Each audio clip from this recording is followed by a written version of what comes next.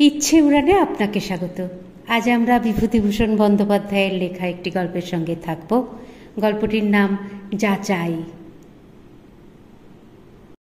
গরুর গাড়ি ঢুকল চাঁদপুর গ্রামের মধ্যে। ননিবালা ছেলেকে বললে, বাবা চেয়ে দেখো। ঘুমুইনি মা, চেয়ে আছি। এই গাঁয়ের সীমানা, ওই গেল দুলেপাড়া। ব্রাহ্মণপাড়া কত দূর? আরও আগে। ননিবালা সারা দেহে মনে একটি অপূর্ব অনুভূতির শিহরণ। মনে পড়ল আজ ৩০-৩২ বছর পূর্বে একদিন এই গ্রামে নববধূ রূপে ঢুকবার সেই দিনটির কথা। তিনি ছিলেন পাশে। আজ যেমন ছেলে সুরেশ তার পাশে বসে রয়েছে, তেমনি মুখ চোখ, তেমনি চোখের দৃষ্টি, বয়সটাও তাই। চাঁদপুর গ্রামে ঢুকবার কিছু পরেই কাক কোকিল ডেকে ভোর হয়ে গেল। সুরেশ গাড়ি থেকে নেমে গাঁয়ের পথের ধুলো তুলে মাথায় দিলে। মাকে বললে, তোমরা কতদিন গাঁ থেকে গিয়েছিলে? তোর বয়স ২১ বছর। হ্যাঁ, ওর স্কুলের চাকরি গেল, আমরা এখানকার মায়া কাটালুম। বাবা দুঃখ করেননি? আহা, মরবার আগেও প্রায়ই বলতেন, বড় বউ একবার যদি চাঁদপুর যেতে পারতাম ফিরে, তবে বোধ হয় কিছুদিন আরও বাঁচতাম। ওখানে এখনো চৈত্র মাসের দুপুরে বুড়িমা কুলচুর শুকোচ্ছে রোদ্দুরে। বাঁশবনে কত কোকিল পাপিয়া ডাকছে, আমি গাঁয়ে যাব। শহরের ছোট্ট বাসার মধ্যে উনি চিরকাল হাঁপিয়ে এসেছেন, আর তেমনি গরম সেখানে। আমি যদি তখন বড় হতাম, বাবাকে বাবার জন্মভূমিতে ঠিক নিয়ে আসতাম, বলে দিচ্ছি। সুরেশ ছিপছিপে চেহারার, শক্ত হাত পাওয়ালা যুবক। ফুটবল খেলে ভালো। দেশ স্বাধীন হবার পরে রাইফেল ক্লাবে যোগ দিয়ে খুব রাইফেল ছোড়া অভ্যেস করেছে। এইবার রেলের শিক্ষানবিশি শেষ করে ভালো চাকুরি একটা পাবে। শিক্ষানবিশির সময়েই ও খেলোয়াড় হিসেবে রেলের উপনিবেশের শহরটির অনেক বড় বড় অফিসারের দৃষ্টি আকর্ষণ করেছে। শিক্ষানবিশির ছাত্র সে ভালো, অঙ্ক বেশ ভালো জানে বলে অঙ্কের টিউশনিতে মাসে আজকাল ৭০-৮০ টাকা রোজগার করে। স্বামী মারা গিয়েছেন আজ ১০-১১ বছর। সুরেশ তখন ১০ বছরের ছেলে। কি আতান্তরে ফেলে গিয়েছিলেন সেদিন। মনে হয়নি যে আবার একদিন এই ধাক্কা কাটিয়ে উঠতে পারা যাবে। রেল উপনিবেশে সকলেই খুব দয়া করলেন, একটা বাসা দেখিয়ে দিলেন, কারণ রেলের কোয়ার্টার ছাড়তে হলো। ইনস্টিটিউটের সেক্রেটারি রায়বাহাদুর হরিচরণ বসু নিজে দেখাশোনা করলেন।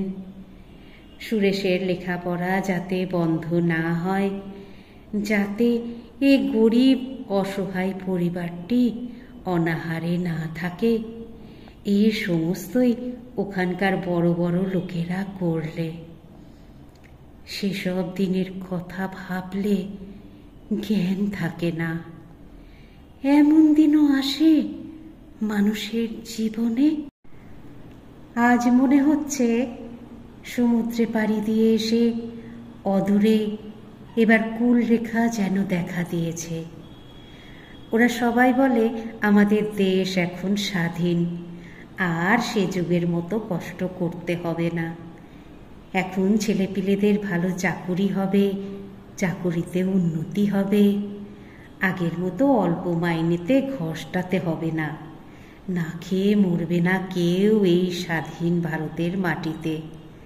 অনেক বড় বড় আশার কথা সে শুনেছে। ছেলে ছোকরারা কত মিটিং করে, বক্তৃতা দেয়। গান্ধীজির ছবিতে মালা দিয়ে গান করতে করতে শহর ঘুরে বেড়ালো এই তো সেদিন। তার মৃত্যুর পরে সেদিন 1 বছর বুঝি ঘুরল। সুরেশও চমৎকার গান গাইতে পারে। আর একটা গান গায় সুরেশ, গান্ধীজি নাকি বড় ভালোবাসতেন। সবাই বলে রামধুন গান। রঘুপতি রাঘব রাজা রাম, পতিত পাবন সীতারাম। ভোরের আলো বেশ ফুটেছে। সামনের পুরনো কোঠাবাড়িটা থেকে একজন বার হয়ে এসে পথের ওপর দাঁড়িয়ে ওদের গরুর গাড়ির দিকে তাকিয়ে দেখলে। ননিবালা চুপি চুপি বললে, ও সুরেশ, ওই বোধ হয় তোর বিনোদ কাকা, ওর খুড়তুতো ভাই। আমি চিনেছি। তুই এগিয়ে যা, পরিচয় দিয়ে প্রণাম করবি। ওকেই চিঠি দেওয়া হয়েছিল। মিনিট 15 কেটে গেল উভয়ের কথাবার্তায়, সুরেশ আর তার বিনোদ কাকার। তারপর বিনোদ কাকা এগিয়ে এসে ননিবালাকে আদর করে বাড়ির মধ্যে নিয়ে গেলেন। বহুদিন পরে গ্রামের বউ গ্রামে ফিরে এসেছে। আজ 20-21 বছর পরে গ্রামের বউ ঝি দেখা করতে এলো এ পাড়া ও পাড়া থেকে। অভয় নাপিতের বউ এসে বললে, ও বউ, কেমন আছো? খোকা কই? কত বড় হয়েছে দেখি। দাঁড়াও, একটু পায়ের ধুলো দাও দিনি। তারপর 2 পায়ের ধুলো নিয়ে প্রণাম করে সে সামনে বসল। অভয়ের বউকে দেখে ননিবালা যেমন আশ্চর্য হয়ে গেল, তেমনি মনে মনে কেমন এক ধরনের দুঃখও হলো। অভয়ের বউ তার চেয়ে অন্তত 20-25 বছরের বড়, তার মার বয়সী। চুল অর্ধেক পেকে গিয়েছে, শুধু ধাত ভালো আছে বলে অত বয়স বোঝা যায় না। কিন্তু অভয়ের বউ এখনো সধবা, পাকা চুলে সিঁদুর পড়ছে। অভয় নাপিত এখনো বেঁচে থাকবে সেটা ভেবে দেখলে এমন কিছু আশ্চর্যের কথা নয়। বড় জোর 70-72 না হয় বয়স হয়েছে। কিন্তু এই কিন্তুর কোনো সান্ত্বনা ননিবালা মনের মধ্যে খুঁজে পেলে না। ওর কি মরবার বয়স হয়েছিল? পরদিন সে দেখলে শুধু অভয় নাপিতের বউ নয়, তার চেয়ে অনেক বড় বয়সের বউ এখনো দিব্যে সিঁদুর পড়ছে পাকা আধপাকা চুলে। কেন চলে গেলেন অল্প বয়সে ওদের বিদেশে ভাসিয়ে? গ্রামের মেয়েরা যখন দেখা করতে আসে তখন বারবার ওই কথাটাই মনে হয় ওর। ননিবালার শ্বশুরবাড়ি বিনোদ কাকাদের বাড়ির দক্ষিণ গায়ে। 20-21 বছর ধরে সে বাড়িতে কেউ না থাকায় উঠোনে 1 গলা নোনা ভাঁট সেউতিলতার জঙ্গল। জংলি ডুমুরের বড় গাছে ডুমুর ফলছে পাঁচিলের মাথায়। জানলায় কাঁটালতা উঠে জানলার কবাট ঢেকে ফেলেছে। সুরেশ কেবলই বলছিল, মা, আমাদের নিজেদের বাড়িতে চলো, গ্রামে এসে পরের বাড়িতে থাকবো কেন? আজ 3-4 দিনে জঙ্গল কাটিয়ে উঠোন পরিষ্কার করে তবে ননিবালা নিজেদের ভিটেতে ঢুকল। মাত্র 3খানি ঘর, 2 বারান্দা দুদিকে, ভাড়ার রান্নাঘর আলাদা। কত কাল পরে আবার এ ভিটেতে, এ মাটিতে সে পা দিল। দীর্ঘ 21 বছর এও তার জীবনে ঘটবার ছিল? সুরেশ বলে, কই মা, আমার তো কিছু মনে নেই এ বাড়িতে থাকবার কথা। ননিবালা বলে, দূর, তোর বয়স যখন 9 মাস তখন এ বাড়ি ছেড়ে আমরা চলে যাই যে। এখন এখানে কিছুদিন থাকো মা, আমার বড় ভালো লাগছে। থাকতেই তো এলাম, এখন মা মঙ্গলচণ্ডী যা করেন।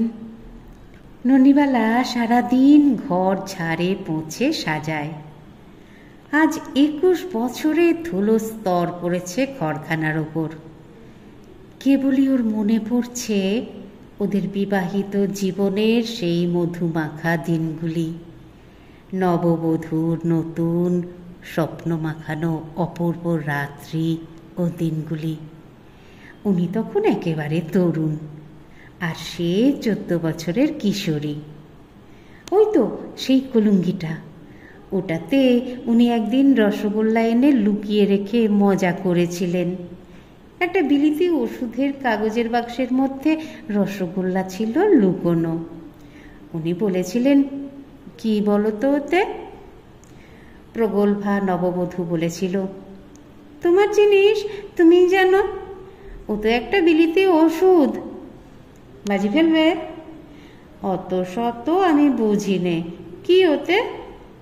রসগোল্লা, হাতি। গা ছুঁয়ে বলছি, এই দেখো, কটা খাবে বলো? তারপর দুজনে কাড়াকাড়ি করে সেই রসগোল্লা খেয়েছিল। 30 বছর আগেকার কথা, মনে হচ্ছে কাল ঘটেছে। এখানে বসে বড্ড বেশি করে স্বামীর কথা মনে পড়ছে ননিবালার। সব ঘরে, সব বারান্দায়, প্রতি কোণে, ওই রান্নাঘরের খেতে বসবার বড় কাঁঠাল কাঠের পিঁড়িখানায় ও নববধূ জীবনের স্মৃতি মাখানো। তরুণ স্বামী সেখানে ঘুরছেন এ ঘরে ও ঘরে। ও নিজে কিশোরী বধূ, নতুন প্রেমের স্পর্শে দুরু দুরু বুক নিয়ে আলতা পরা পায়ে এ ঘরে ও ঘরে গৃহকাজ করে বেড়াচ্ছে নবীন উৎসাহ নিয়ে। ননিবালার মনে হচ্ছে যেন ও ঘরে গেলেই দেখবে তিনি বসে আছেন তক্তপোষে। আবার ও ঘরে থাকলে মনে হয় বুঝি এ ঘরে এলেই দেখা পাবে। আগেকার দিনের মতো লুকোচুরি খেলা এখনো কি চলছে? একবার উনি নতুন ধানের শীষ নিয়ে এসে ঘরে ঢুকলেন। বললেন, লক্ষ্মীর ঝাঁপিতে রেখে দাও, নতুন জমির নতুন ধান। শাক বাজাও, তুমি ঘরের লক্ষ্মী, শাক বাজিয়ে অভ্যর্থনা করার নিয়ম তোমার। ঠিক দুপুরের গম গম রোদে, অলস নিম ফুলের গন্ধের মধ্যে কতকাল আগের তাঁর কথাই মনে পড়ে। ননিবালা এক দৃষ্টে চেয়ে থাকে বাঁশঝাড়ের ঘন ডালের দিকে, কিন্তু মন তখন অতীত দিনের কোনো আবেশাতুর মুহূর্তটিতে স্থির নিবদ্ধ। হয়তো সে সময় ছেলে সুরেশ বলে ওঠে, মা, একটু খাবার জল দাও না। ননিবালা চমকে ওঠে ধ্যান ভেঙে, লজ্জা পায়, পাছে ছেলে কিছু বা বুঝে ফেলে। ছেলেকে জল দিয়ে হয়তো কাঁথা সেলাই করতে বসে গেল, কিংবা নতুন পাড়া তেঁতুলের রাস বঁটি পেতে কাটতে আরম্ভ করে দিলে। অমনি মনে পড়ে যায় সেই সব দিনে এমন চৈত্রের দুপুরে বাড়ির পেছনের গাছের তেঁতুলের রাস এমনি কাটতে বসেছিল একদিন। উনি পেছন থেকে এসে চুপি চুপি বললেন, তেঁতুল কাটা রাখো, নুন দিয়ে লেবু পাতা দিয়ে তেঁতুল জড়াও দিকি বেশ করে। চুপ, মা টের পাবেন, পালাও তুমি, তেঁতুল খেলে জ্বর হয়। ইস, উনি যেন আর খাবেন না, একলা আমি খাবো কি না? মা ঘুমুচ্ছে, তুমি তাড়াতাড়ি ওঠো তো লক্ষ্মীটি, জিভে জল আসছে না তেঁতুলের নামে, সত্যি কথা বলো। ননিবালাকে উঠে যেতে হয় কাটা তেঁতুল নিয়ে রান্নাঘরের দিকে। উনি বলেন, দাঁড়াও, আমি লেবু পাতা নিয়ে আসছি, তেঁতুলগুলো একটু ধুয়ে নিও, বড্ড বালি কিচকিচ করবে নইলে। ননিবালা ধমকের সুরে বলে, হ্যাঁ গো হ্যাঁ, সর্দারি করতে হবে না, তেঁতুল ধুয়ে কেউ জড়ায় না, জিজ্ঞেস করো গিয়ে, পানসে হয়ে যায়। দুজনে কাড়াকাড়ি করে সেই এক তাল জড়ানো তেঁতুল খেয়ে ফেলে। পরদিনই ওর সর্দি আর গলা ব্যথা। ননিবালা আঙুল তুলে কৌতুকের সুরে বলে, কেমন বলেছিলাম না, কথা শোনা হলো? আমার কথা শোনা হবে কেন, আমি কি আর কেউ? মাকে যেন কোনো কথা বলো না। ঠিক বলে দেব, চালাকি বার করে দেব, দেখো।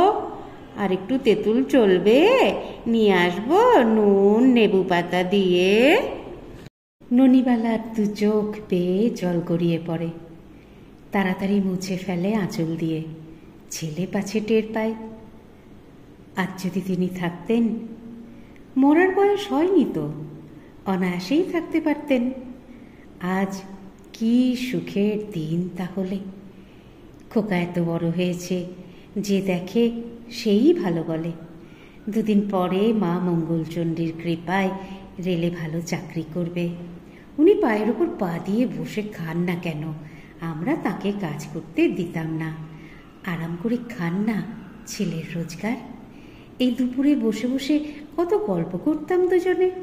ছেলের বউ সেবা করত, তেঁতুল জড়িয়ে নিয়ে আসতো। পৃথিবীর পথে সে যেন একা, সঙ্গী চলে গিয়েছে তাকে ফেলে। দীর্ঘ পথ সামনে দূর থেকে বিস্তৃত। কে জানে কতদিন চলতে হবে এই টানা পথ বেয়ে। না না, তার খোকা, তার সুরেশ আছে, তার ঘরকন্যা গুছিয়ে দিতে হবে না? আজ বাদে কাল সুরেশের বিয়ে দিতে হবে। ছেলে মানুষ ওরা, সংসারের কি জানে, তাকেই গুছিয়ে দিতে হবে সব। সুরেশ এসে বলল, মা একটু তেঁতুল জড়াও না, নুন দিয়ে নেবু পাতা দিয়ে। ননিবালা চমকে উঠে ছেলের তরুণ মুখের দিকে চেয়ে থাকে অবাক হয়ে। অন্যদিকে মুখ ফিরিয়ে সে চোখের জল রোধ করলে। ছেলে কি করে জানলে তার বাবা অবিকল এমনি সুরে, এমনি টান দিয়ে কথা বলতো? গ্রামে ফিরে আসা পর্যন্ত ওর প্রতি পদক্ষেপ যেন সে শুনতে পায়। কি জানি, কিছুই যেন ভালো লাগে না। সব যেন ফাঁকা, অর্থহীন হয়ে গিয়েছে। কোনো কাজে আর উৎসাহ নেই। একদিন ওপাড়ার হরিদাস চক্রবর্তীর বাড়ি সত্যনারায়ণের পুঁথি শোনা ও প্রসাদ খাওয়ার নিমন্ত্রণে সে পাড়ার ঝি বউদের সঙ্গে গেল। সেকেলে কোঠা বাড়ি, দালানে পুজোর জায়গা হয়েছে। মাদুর পেতে দেওয়া হয়েছে নিমন্ত্রিতা মেয়েদের জন্যে। পুরুষেরা বসেছে বাইরের রোয়াকে। পূর্ণিমার রাত্রে উঠোনের বড় নারকোল গাছগুলোর ছায়া পড়েছে রোয়াকে। সদ্য তোলা জুঁই ফুলের সুগন্ধে ভুর ভুর করছে পুজোর বারান্দা। হরিদাস চক্রবর্তীর বউ বললেন, এসো এসো ভাই, কতদিন গাঁয়ে আসনি? সেই একবার এসেছিলে অনন্ত চতুর্দশীর ব্রত উদযাপনের সময়, মনে পড়ে? ননিবালা বললে, খুব মনে পড়ে। তখন তোমার নতুন 2-1 বছর বিয়ে হয়েছে। 2 বছর হবে। চেহারা আগের চেয়ে খারাপ হয়ে গিয়েছে। আর চেহারা দিদি, কি দরকার আমাদের চেহারায় বলুন? সে পার তো ঘুচে গিয়েছে। আহা, সে আর বলো না ভাই, ঠাকুরপো তো ছেলে মানুষ, আমাদের ওদের চেয়ে কত ছোট। তার কি এখন যাবার বয়স হয়েছিল? সবই অদেষ্ট, কি বলবো বলো? ননিবালার 2 চোখ ততক্ষণে জলে ভরে গিয়েছে। অন্যদিকে মুখ ফিরিয়ে রইল, নয়তো জল গড়িয়ে পড়বে গাল বেয়ে। সে একটা লজ্জার কথা এদের সামনে। তার মনে যে কি অভাব, সে কথা এরা কেউ বুঝবে না। সে মধুর অনুভূতির স্মৃতি এদের জীবনে পুঁজি নেই। স্থূল জীবনযাত্রা চালিয়ে যায়, রান্নাবান্না করে, খাইয়ে, ঘরকন্না গেরস্থালি করে। তার মনে সেই অনুভূতির ধারণাই নেই এদের। চোখের জল দেখে ভাববে ঢং করে কাঁদছে লোক দেখানোর জন্যে। পাশের বাড়ির কানাই গাঙ্গুলির পুত্রবধূ এসে বসল ওর পাশে, ওর সঙ্গে আলাপ করে ফেললে। অল্পদিন বিয়ে হয়েছে, একটি মাত্র মেয়ে, 9 মাস বয়স। বাপের বাড়ি শান্তিপুরের কাছে হবিবপুর। বেশ শহুরে টান কথাবার্তায়। ওকে বললে, কাকিমা, আমি আপনার সঙ্গে দেখা করতে যাব ভাবছি আজ কদিনই। আমার কথা কে বললে তোমায়? সবাই বলে। আমার পিসশাশুড়ি বলছিলেন বড় ভালো বউ ছিল এই গাঁয়ের, গিয়ে দেখা করে এসো বৌমা। আপনার নাম কি কাকিমা? ননিবালা। তোমার? প্রীতিলতা। বেশ নামটি। খুকির নাম কি? এখনো কিছু রাখিনি, ডাকনাম টুলু। আপনার কাছে যাব যখন একটা নাম ঠিক করে দেবেন আপনার নাতনির। দেব না কেন বৌমা? কালই যেও। গান করো নাকি? গাই, সে তেমন কিছু না, আপনার মুখে শুনবো। এইমাত্র ওরা বলছিল আপনি ভালো গান জানেন। আমি? আমার গানের পাঠ তো চুকে গিয়েছে মা। আবার না, যখন তখন চোখে জল এসে বড় অপ্রতিভ করে দেয় এইসব ছেলে মানুষ ঝি বউদের সামনে। তার কি এখন চোখ পানসে করে কাঁদবার বয়স? সে না গিন্নিবান্নি, ছেলের মা। প্রীতিলতা মেয়েটি বেশ দেখতে, কত আর বয়স হবে? 18-র বেশি নয়। ননিবালা সামলে নিয়ে বললে, যেও বৌমা, তোমাদেরই মুখের দিকে চেয়ে তো আবার এ গাঁয়ের মাটিতে পা দিলাম, যাবে বই কি। সব বেশ ভালোভাবেই চলছিল। এমন সময় আরেকটি ওর সমবয়সী মেয়ের সঙ্গে দেখা হলো। তার নাম কনক, এ পাড়ার কোনো এক বাড়ির মেয়ে, বোধহয় উপেন ভট্টাচার্যের মেয়ে। কনক ছুটে এসে ওর হাত দুখানা চেপে ধরে বললে, মনে পড়ে বৌদি, মনে পড়ে? একে খুবই মনে পড়ে। স্বামীর ঘরে প্রথম প্রথম যাবার সময় এই মেয়েটি আর রায়চৌধুরী পাড়ার সুবাসিনী, এই দুজনে কি অসাধারণ ধৈর্য ও অধ্যাবসায়ের সঙ্গেই তাদের রুদ্ধ দুয়ারের বাইরে আড়ি পেতে বসে থাকত রাত দুপুর পর্যন্ত। একদিন, না সেসব কথা এখন মনেই চাপা থাক। জুঁই ফুলের গন্ধে ভরা দীর্ঘ বিলসিত তাদের পুরনো বাতাস কোন দিগন্তে বিলীন হয়ে গিয়েছে। কিন্তু এসব পাড়া গাঁয়ের মেয়েদের কাণ্ডজ্ঞান বোধ হয় একটু কম। নইলে সে যেটা প্রাণপণে চাপা দিতে চাইছে, ওরা সেটা খুঁচিয়ে তুলতে চাইবে কেন? একটা সাধারণ বুদ্ধিও তো আছে।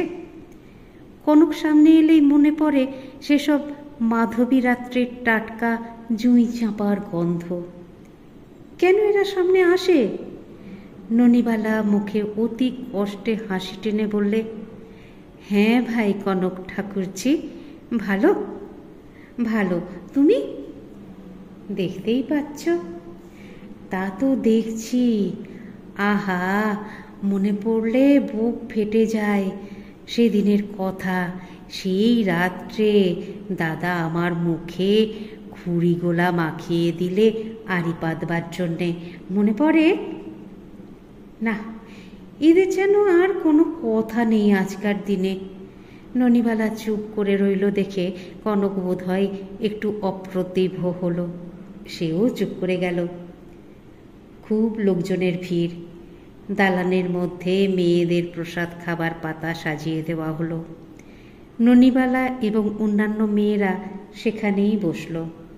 সত্যনারায়ণের পুঁথি পড়া আরম্ভ হলো। খানিক পরে সেখানে একজন বৃদ্ধ লাঠি হাতে এসে দাঁড়ালো। বৃদ্ধের বাঁ হাতে একটা বাটি। বৃদ্ধ এসে বলল, পুজো হয়নি? হরিদাস চক্রবর্তীর ছেলে বললে, না, আসুন জ্যাঠামশাই, বসুন। মেয়েদের মধ্যে আর বসবো না, যাই বাইরে। কত দেরি হবে? বেশি দেরি হবে না জ্যাঠামশাই।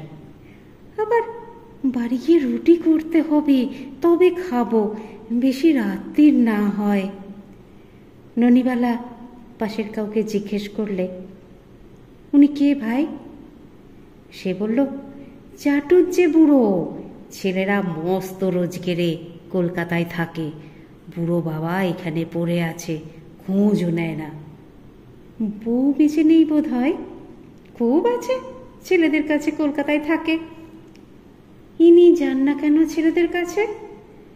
তা কি জানি দিদি, তা বলতে পারি নে। এখানে থাকে তাই তো দেখি। আর তুমিও যেমন, নিজের খবরই রাখতে পারি নে, তার আবার পরের খবর নিতে যাচ্ছি। রাত অনেক হয়ে গেল পুজো ও পুঁথি পড়া শেষ হতে। ননিবালা যখন ছেলের সঙ্গে বাড়ি যায় তখন দেখতে পেলে সেই বৃদ্ধ ওদের আগে আগে চলছেন লাঠি ঠক ঠক করতে করতে।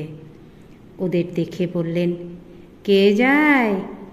তোমাদের তো বাবা চিনতে পারলাম না। সুরেশের পরিচয় পেয়ে বড় খুশি হলেন, তাকে কত আশীর্বাদ করলেন। ননিবালাকে বললেন, তোমার বিয়ের পর একবার বৌমা তোমায় দেখেছিলাম, বিয়ের বৌভাতের দিন। যেও আমাদের বাড়ি, কেমন? কালই যেও। পরদিন বিকেলে ননিবালা চাটুজ্জে বুড়োর বাড়ি গেল।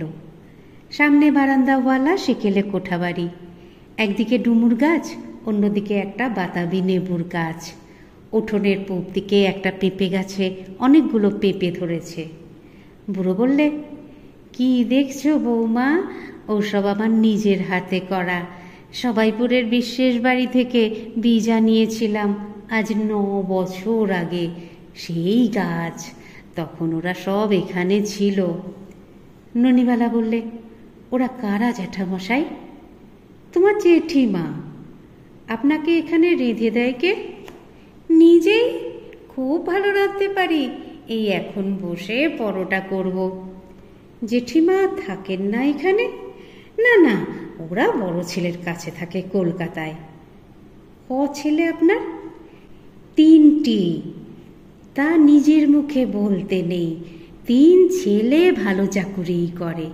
শ্যামবাজারে তেতলা বাসা, ইলেকট্রিক লাইট, ফ্যান, বড় ছেলের মোটর গাড়ি। 10 মানে 10 চেনে। চাটুজ্জে সাহেব বললে সাপ্লাই ডিপার্টমেন্টের এক ডাকে সকলে চেনে। চেহারাও একেবারে সাহেবই। নিজের ছেলে বলে বলছি তা ভেবো না। বৃদ্ধের মুখে চোখে গর্বের ভাব অতি স্পষ্ট হয়ে উঠল। নিজের মনে আপনা আপনি হেসে উঠে বললেন, জন্মাবার পরে এতটুকু ছিল। ওর মা ফুলে নবলার পাঁচু ঠাকুরের দৌড় ধরে তবে ওই ছেলে বাঁচায়। 6 বছর বয়সে কাঁকড়া বিছের কামড়ে ছেলে নীলবর্ণ হয়ে মরে যাবার জোগাড় হয়েছিল। কাঁটা নোটের শেকড় বেটে খাইয়ে জল পড়া দিয়ে তেল পড়া দিয়ে সে যাত্রা অতি কষ্টে রক্ষা হয়। তবে আজ আমাদের নৃপেন। তাই এসো, বসো বৌমা, এই পরোটা কখানা ভাজি আর তোমার সঙ্গে গল্প করি। একটা ক্ষুদ্র ভাঁড়, চেঁচে মুছে ঘি বেরুলো 8-6 খানেক। বৃদ্ধ ভাঁড় দেখিয়ে বললেন, ডালদা, ভালো ডালদা, তাছাড়া পাচ্ছি কোথায়? শ্রী ঘি 8 টাকা সের। কেন, আপনার ছেলে টাকা পাঠায় না? বৃদ্ধ তাড়াতাড়ি বলে উঠলেন, নৃপেন, তার অনেক খরচ, রোজগারও যেমনি খরচও তেমনি। আমি আর তাকে বিরক্ত করি নে। আমার বিঘে 3 ধানের জমি আছে, আর ধরো লাউ করি, কুমড়ো করি, ঢেঁড়স, ডাঁটা সব তৈরি করি নিজের হাতে। বেশ চলে যাচ্ছে। নৃপেন পুজোর সময় একখানা ভালো থান কাপড় পাঠিয়ে দিয়েছে, ফাইন থান। তা বৌমা, সে আমি তুলে রেখে দিয়েছি। বারবার দেখি, বলি বড় খোকা আমায় দিয়েছে। ছোট ছেলের বাসা আগে ছিল কলকাতায়, এখন মণিপুরে। সে একজোড়া চটি জুতো পাঠিয়ে দিয়েছিল পুজোর সময়। ননিবালা ইতিমধ্যে পরোটা কখানা বেলে দিয়ে বলল, আপনি ভেজে নেবেন না আমি দেব? না মা, আমিই নিচ্ছি। কেন কষ্ট করবেন, সরুন, আমি করে দিচ্ছি। ননিবালা খাবার তৈরি করে জাল দিয়ে পিঁড়ি পেতে বৃদ্ধকে যত্ন করে খেতে বসিয়ে দিলে। চাটুজ্জে বুড়োর মুখের ভাব দেখে মনে হলো অনেক দিন তাকে এমন যত্ন করে কেউ খাবার করে খাওয়ায়নি। বুড়ো বললে, কি সুন্দর পরোটা হয়েছে, মেয়ে মানুষ না হলে কি খেয়ে তৃপ্তি? মেয়েদের হাতের রান্নাই আলাদা। বেঁচে থাকো বৌমা, বেঁচে থাকো। মুখ বদলালাম অনেক দিন পরে। আপনার ছেলেদের বউ কেউ এখানে থাকেন না কেন? না না, পাগল, তাদের কি আর এই অজপাড়া গায়ে থাকতে বলতে পারি? তুমি জানো না, এইসব অশিক্ষিত স্থানে তাদের আমি আসতে বলতে পারি না। তাদের মন টেকে এখানে। গরিব ছিলাম নিজে বটে, কিন্তু ছেলেদের মানুষ করে দিয়েছি কষ্ট দুঃখ করে, বিয়েও দিয়েছি তেমনি ঘরে। বড় বৌমার বাবা মতিহারিতে সিভিল সার্জন, মেজ বৌমার বাবা নেই, মামারা খিদিরপুরে বড় কন্ট্রাক্টর। রায়চৌধুরী কোম্পানির নাম শুনেছ? সেই রায়চৌধুরী কোম্পানি। ছোট বৌমার বাবা এখন বাঁকড়ো সদর এসডিও। বড় বৌমা ম্যাট্রিক পর্যন্ত পড়েছেন, ছোট বৌমা বিয়ে পর্যন্ত পড়েছিলেন, পরীক্ষা দেননি। ইংরেজি বলেন কি, আড়াল থেকে শুনেছি যেন মেম সাহেব। বৌমা, এখান থেকে এসব গল্প কথা শুনবে, নিজের চোখে না দেখলে। তারা কখনো এখানে আসেননি? বড় বৌমা এসেছিলেন একবার পুজোর সময়, যেবার আমার বড় নাতির ভাত হয়। প্রথম ছেলের ভাত এখান থেকেই হয়েছিল কি না, সে আজ 20 বছর আগেকার কথা। সে নাতি এবার ডাক্তারি পড়ছে মেডিকেল কলেজে। ওর পরে 2 মেয়ে, তারা স্কুলে পড়ে। এবার ম্যাট্রিক দিয়েছে একটি। ছোট বৌমাকে নিয়ে আমার ছোট খোকা এসেছিল সেবার মোটরে করে। ঘন্টা 4-5 ছিল সবাই। আমি অনেক দিন দেখিনি কি না, তাই চিঠি লিখেছিলাম। চিঠি পেয়ে বউ নিয়ে দেখা করতে এসেছিল। ছোট বৌমা এসে শুধু ডাব আর চা খেয়েছিলেন। পাড়াগাঁয়ের জল খেলেই ম্যালেরিয়া হবে। তাদের অবস্থা ভালো, শিক্ষিত, সব বোঝে তো। রাত কাটালো না এখানে। কোথায় বা শুতে দিতাম? না বিছানা না মশারি। নিজে শুই একটা ছেঁড়া মশারি টাঙিয়ে। সারা রাত মশা কামড়ায়।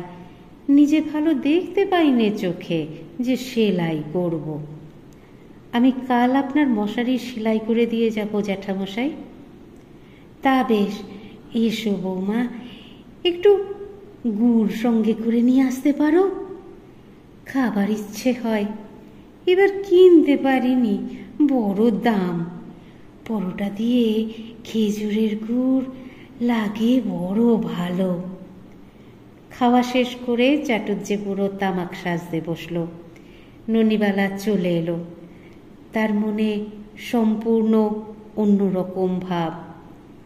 সুরেশকে সে খেতে দিলে। সুরেশ বললে, বেশ জ্যোৎস্না উঠেছে মা, এখানে বসো। ননিবালা বললে, তাকে তোর মনে পড়ে খুব? আমায় নামতা পড়াতেন রোজ সকালে উঠে। বাবা যদি আজ থাকতেন। সুরেশের গলার স্বর ভাঙা, আবেগে আড়ষ্ট। ননিবালা ভাবলে, এই ভালো, এই ভালো। খোকা আজ তোমার নাম করছে তুমি নেই বলে। ওর চোখের জলে তোমার স্মৃতি সার্থক হোক। বেঁচে থাকো মানে মানে খোকার মনে। মন শুকিয়ে যায়। তুমি বেঁচে থাকলে হয়তো চাটুর্যে জ্যাঠামশাইয়ের মতো তোমাকেও অবহেলা পেতে হতো। ভালোই হয়েছে তুমি চলে গিয়েছো। আপনাদের মতামত আমাকে সমৃদ্ধ করে, তাই অবশ্যই বলবেন আজকের গল্প পাঠ আপনাদের কেমন লাগলো। যারা চ্যানেলটিকে সাবস্ক্রাইব করেছেন তাদের অসংখ্য ধন্যবাদ। আর যারা এখনো পর্যন্ত সাবস্ক্রাইব করেননি তারা একটু কষ্ট করে সাবস্ক্রাইব করে নিয়ে সঙ্গে থাকুন না প্লিজ। একটু লাইক শেয়ার এগুলো নিশ্চয়ই বলে দিতে হবে না। সুস্থ থাকবেন, সুন্দর থাকবেন আর অপেক্ষা রাখবেন পরবর্তী গল্পের। নমস্কার।